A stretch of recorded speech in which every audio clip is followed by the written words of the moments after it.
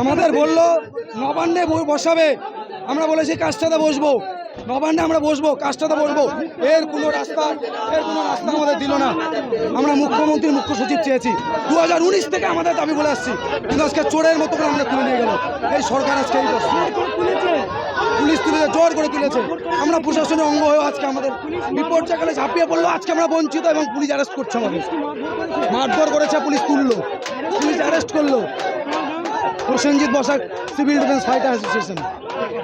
নবান্নে মহামিছিলের উদ্দেশ্যে শান্তিপূর্ণ মিছিলে এসেছি। পুলিশ আমাদের সাথে আজকে যা ব্যবহার করেছে, আমরা আমাদের রাজ্যের সরকারকে হাত জোর করে অনুরোধ করছি 2019 সাল থেকে 2026 পর্যন্ত যে আমাদের স্থায়ীকরণ করতে হবে। আমরা সেই জন্য এসেছি, কিন্তু পুলিশ আজকে আমাদের সাথে যা করলো, লাঠিচার্জ থেকে শুরু করে আমাদের পিটন ভরে তুলছে। এর দাবি আমার নাম সুমিত অধিকারী।